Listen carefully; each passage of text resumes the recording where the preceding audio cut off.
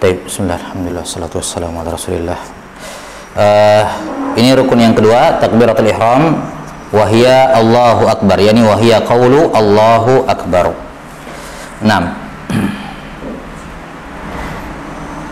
Kemudian kata beliau rahimahullah, as-salis qiraatul Fatihah fil qiyam.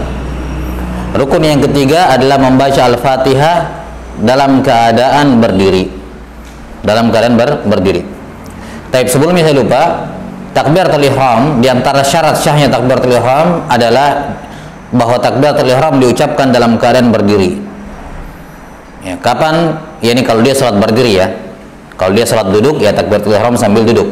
Maksud saya dalam keadaan normal. Kalau dia salat berdiri, maka syarat syahnya takbiratul ihram adalah diucapkan dalam keadaan berdiri. Karena itulah tidak syah takbiratul ihram diucapkan dalam keadaan ruku. Iya. Ini kadang terjadi pada masbuk. Karena imamnya ruku, ya, pas dia datang imamnya ruku, dia buru-buru. Ya, buru-buru datang, langsung Allahu Akbar. Jadi takbir dalam keadaan turun. Ini tidak syah. Yes. Jadi dia harus takbir dalam keadaan berdiri tegak dulu. Allahu Akbar, baru takbir intiqal, Allahu Akbar. Jelas? Itu afdolnya 2 kali takbir. Allahu Akbar dalam keadaan berdiri tegak, baru Allahu Akbar untuk ikut gerakan kemana. Dan tidak perlu dipermasalahkan, jangan terburu-buru masuk ke ruku ya atau ke imamnya karena ingin mendapatkan 1 rakaat. Jangan terburu-buru. Artinya begini, intinya adalah kamu masuk ke dalam sholat dan imam masih ruku, itu intinya. Walaupun kamu tidak ikut ruku bersamanya, kamu dianggap mendapatkan 1 rakaat. Misalnya, imamnya sedang ruku, sudah sampai sini, imamnya ruku, saya datang masbuk. Imam saya ruku, saya datang Allahu Akbar. Dia masih ruku, saya sudah dapatkan 1 rakaat ini. Walaupun saya tidak ikut bersamanya. Jelas? Yang penting masuk dulu ke dalam sholat. Walaupun imam saya sedang ruku. Ketika saya mau ruku, dia sudah bangkit. Tetap saya mendapatkan 1 rakaat. Jadi bukan harus ruku bersamanya baru dapat 1. Enggak. Yang penting masuk dulu ke dalam sholat dan imam masih masih ruku.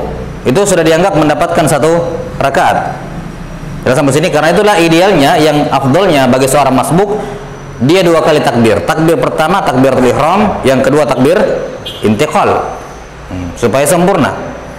Kalau dia cuma mau 1 kali takbir, boleh, dengan syarat niatkan itu sebagai takbiratul ihram. Misalnya imamnya ruku, cuma mau satu kali takbir, ya sudah, takbir berdiri dulu, Allahu Akbar. Ya, atau tidak mau takbir seperti tidak mau sedekap, langsung saja Allahu Akbar baru ikut ruku, boleh. Dengan niat apa? Dengan niat takbiratul ihram, bukan dengan niat takbir intiqal, tidak boleh. Atau dia gabung niatnya, ini takbir saya untuk ihram sekaligus intiqal, ini tidak syah, tidak boleh menggabung. Jelas? Karena ini rukun, tidak boleh digabungkan. Ya, karena itulah yang paling afdal adalah takbir 2 kali. Yang pertama ihram, yang kedua apa? Intiqal. Maka syarat syahnya takbiratul ihram adalah dibaca dalam keadaan berdiri. Taib. Yang ketiga, as-salis qiraatul Fatihah fil qiyam, membaca Al-Fatihah dalam keadaan berdiri.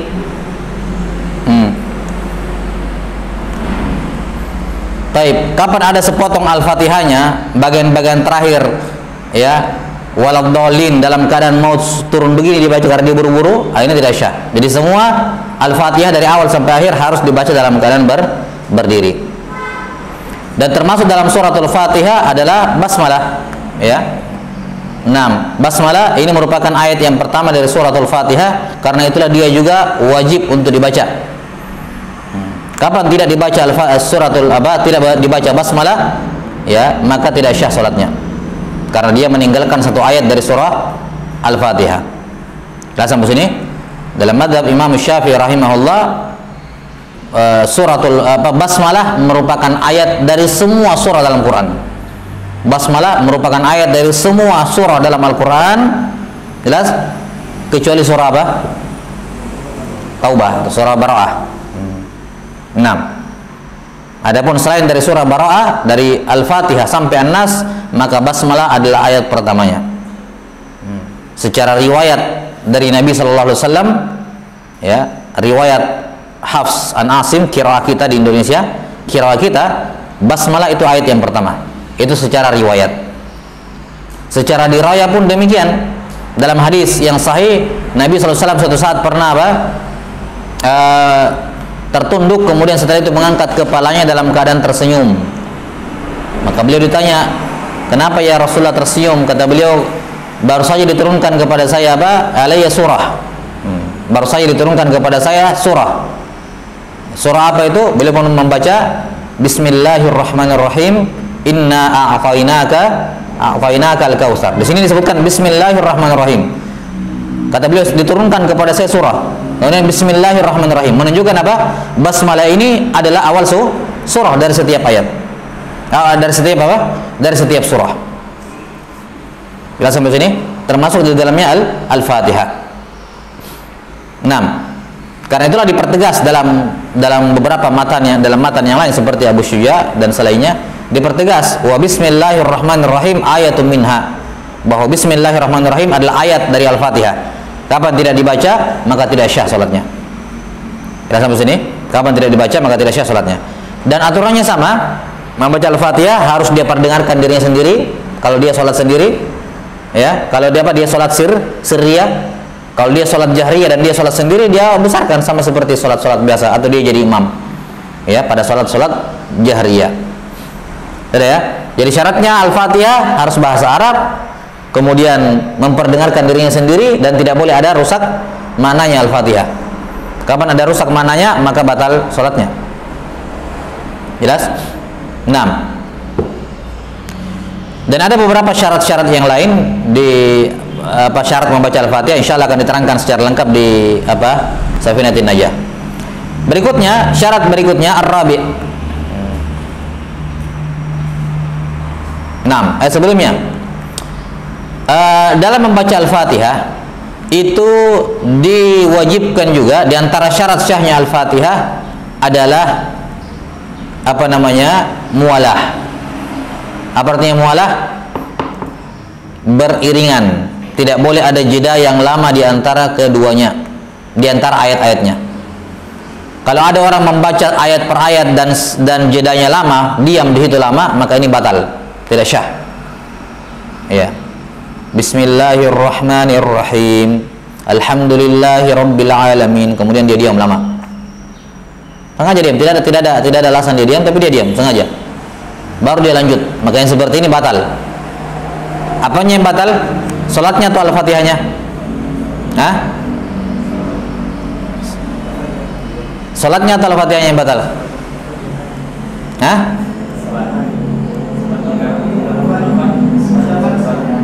Kalau sholatnya batal gimana? Berarti gimana? Ya ulang. Kalau Al-Fatihahnya batal, ya ulang. Jadi yang batal cuma Al-Fatihah, yang sholatnya nggak batal. Artinya kalau dia seperti itu, dia harus ulang lagi dari ayat pertama. Tidak batal, tidak perlu dia batalkan sholatnya. Cuma Al-Fatihah itu tidak syah, dia harus ulang lagi dari ayat yang pertama. Jelas?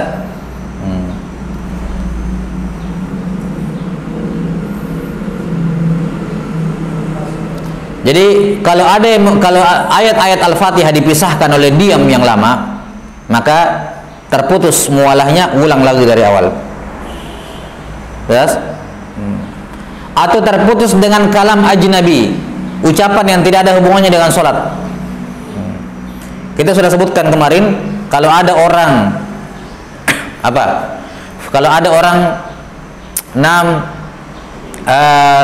kalau ada orang berbicara dalam sholat dalam keadaan tidak sengaja dan ucapannya sedikit, apa hukum sholatnya? Syah tidak syah? Berbicara dalam sholat tidak sengaja sedikit, syah tidak syah? Syah. Sholatnya tetap syah, tapi itu memutuskan mualahnya Al-Fatihah, karena itu tidak ada hubungan dengan sholat. Contoh, dia misalnya membaca Al-Fatihah dari awal, ya Maliki Yaumiddin, pas Maliki Yaumiddin, jelas ya, tiba-tiba ada petir atau kejadian apapun, dia langsung kaget, astagfirullah, dia baca seperti itu, kaget, refleks gitu. Maka ucapan astagfirullah memutuskan mualahnya Al-Fatihah, dia harus ulang dari ayat pertama, tidak boleh dilanjut. Jelas? Atau misalnya tiba-tiba ada kucing lompat, dia bicara dalam sholatnya, kaget ya, latah misalnya, ucapkan kata-kata latah, iya. Ini tidak batal sholatnya, tapi apa? Dia harus ulang Al-Fatihah dari awal. Kenapa? Karena ucapan yang tidak ada hubungannya dengan salat itu memutuskan apa? Memutuskan mualahnya Al-Fatihah. Adapun kalau jedanya itu sebentar, cuman sekedar menarik nafas, tidak apa-apa, tidak perlu diulang dari awal, sekedar tarik nafas tong, ini tidak ada masalah. Atau misalnya hal-hal yang tidak bisa tidak, gitu ya. Misalnya bersin kan memutuskan ya, dia baca Al-Fatihah terus bersin, ini kan bersin tidak bisa ditahan. Yang seperti ini lanjut saja, tidak perlu mengulang dari awal, karena bersin itu apa namanya, ittirar ya, bukan sesuatu yang dia inginkan, gitu. Nah, atau misalnya yang memisahkan ayat-ayatnya adalah memperbaiki imam.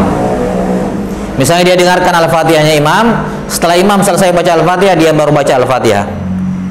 Di tengah-tengah dia baca Al-Fatihah, imamnya salah bacaan atau dia lupa. Dah sampai sini?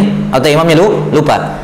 Dia stop dulu Al-Fatihahnya, dia bantu dulu imam benarkan bacaannya, lanjutkan bacanya. Setelah itu ketika dia balik, dia tinggal lanjut saja Al-Fatihah, tidak perlu ulang dari awal. Kenapa? Karena ayat yang dia baca di tengah-tengah tadi untuk memperbaiki bacaan imam itu bukan kalam ajnabi, bukan ucapan yang tidak berhubungan dengan sholat, melainkan ucapan yang berhubungan dengan apa? Sholat, untuk kemaslahatan sholat. Jelas? Itu tidak memutuskan mualah, lanjut saja. Atau dia mengikuti imam ayat per ayat, imam membaca Bismillahirrahmanirrahim, dia baca di belakang Bismillahirrahmanirrahim. Imam membaca Alhamdulillahirabbil alamin, dia Alhamdulillahirabbil alamin. Ikuti ayat per ayat. Nah, pas di ayat yang terakhir, ya kan? Ya, dia tidak mengikuti imam, melainkan dia apa? Amin dulu, amin, baru dia selesaikan ayat yang ketujuhnya dia. Nah, bacaan amin di antara ayat 6 dan ayat yang ketujuh tidak memutuskan mualah, karena ini kepentingan sholat. Ini kepentingan apa? Kepentingan sholat. Paham?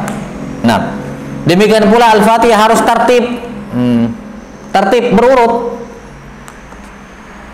Kapan tidak berurut tidak syah Al-Fatihahnya. Contoh, dia baca ayat pertama, saat ayat pertama, ayat kedua, ayat ketiga, langsung lompat ke ayat yang kelima. Dan sampai sini dia tidak baca ayat keempat, ayat kelima, ayat keenam, ayat ketujuh.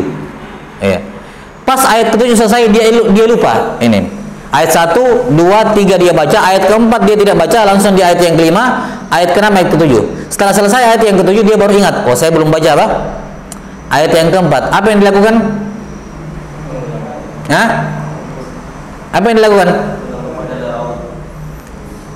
Ulang dari awal atau ulang dari ayat yang keempat? Hah? Ulang dari awal? Baik, kalau kita berbicara afdalnya, oke, ulang dari awal. Ya, tidak masalah, namanya juga Al-Fatihah diulang, nggak masalah. Cuma kalau kita berbicara hukum yang paling minimalnya, dia kembali ke ayat yang keempat. Tapi ketika dia mengulangi ayat yang keempat, ini diulang lagi semua, 5, 6, 7 diulang lagi. Tidak boleh misalnya dia kembali ke 4 tok baru langsung selesai. Oh, saya cuma ambil yang belum saja. Nggak boleh, karena harus tertib. Ya, kalau dia lupa yang keempat, dia baca keempat, setelah baca 4 harus baca 5, 6, 7. Nah, sampai sini? Sama seperti wudhu lah. Kalau orang sudah selesai wudhu, setelah dia cuci kaki kiri selesai, dia baru ingat, oh saya belum cuci tangan kanan. Maka di sini tidak boleh dia kembali ke air cuma cuci tangan kanan tok selesai. Enggak. Kanan tertib, kiri kepala kaki. Harus ulang lagi tertibnya, karena harus tertib. Sudah sampai sini? Jadi semua ibadah yang tertib seperti itu. Kapan ada yang dilupa, maka kembali ke yang lupa itu dan lakukan setelahnya. Yang tadi itu dianggap tidak ada semua. Ya, karena itu konsekuensi apa? Tertib. Nah, demikian pula ayat-ayat Al-Fatihah harus tertib. Jelas? Taib. Kemudian as-salis ar-rabi' al-qiyamu in qadira walau bihablin aw mu'inin fi salatil fardhi. Yang keempat, berdiri jika mampu walaupun dengan tali, au mu'in, orang yang membantunya, fi sholatil fardhi, pada sholat fardu. Berdiri bagi yang mampu pada sholat fardu. Nah, ini menunjukkan bahwasanya berdiri hanya menjadi rukun sholat pada sholat wajib. Adapun pada sholat sunnah, dengan semua macam sholat sunnah, berdiri itu hukumnya sunnah juga. Yani walaupun dia mampu berdiri, dia boleh duduk kalau sholat sunnah. Sholat qabliyah, ba'diyah, witir, ya, Idul Fitri, Idul Adha, semua sholat-sholat sunnah, walaupun dia mampu berdiri, dia bisa duduk, tapi pahalanya setengah, ya kan? Salatul qaid nisfu salatul qaim. Salatnya orang duduk, setengahnya salatnya orang berdiri. Ini bagi dalam salat sunnah. Bagi yang mampu berdiri tapi dia duduk. Adapun dalam salat wajib, maka berdiri itu hukumnya rukun, tidak syah. Tidak syah salat pada salat wajib kalau dia tidak berdiri padahal dia mampu. Padahal dia mampu. Berdiri itu bagaimana? Ya, berdiri itu seperti ini, tegak, atau setidaknya tidak melewati kadar mendekati ke ruku. Kalau ruku kan begini, berdiri begini, ya, kadar mendekati ruku gimana? Lewat 45 derajat, ya kan? Ini kan 90 derajat begini ya, ini kan 45 derajat. Jadi selama belum sampai 45 derajat seperti ini, misalnya kalau dia penyakit atau orang memang bungku atau orang sudah tua seperti ini, itu masih syah dianggap berdiri. Jelas ya? Masih syah dianggap berdiri. Tapi kalau sudah lebih dekat ke arah ruku, sudah lewat setengah, maka ini apa? Dianggap tidak mampu berdiri. Jelas? Dianggap tidak mampu berdiri. Baik. Kata beliau berdiri bagi yang mampu. Bagaimana kadar mampu? Kapan seorang dianggap mampu berdiri? Dan kapan seorang dianggap tidak mampu? Kata para ulama, kalau dia berdiri dan ketika dia berdiri dia paksakan dirinya sampai menahan rasa sakit. Ini rasa sakit kalau dia tahan bisa, cuman mengganggu kekhusyuannya, maka yang seperti ini sudah dianggap uzur, sudah boleh diduduk.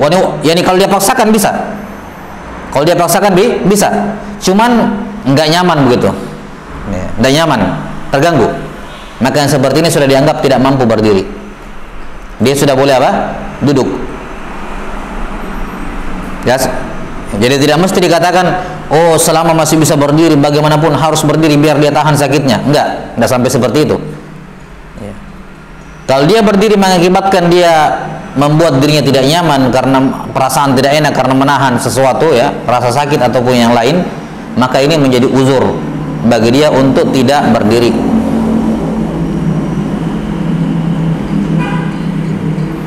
Karena itulah apa yang diucapkan di sini penulis rahimahullah, walau bihablin, ya, dengan menggunakan tali. Ini bukan keharusan. Ya, ini misalnya saya tidak mau berdiri sendiri. Kalau saya nyender ke tali bisa. Apakah saya wajib mengikat tali di masjid? Kan tidak. Ya, sampai sini ya.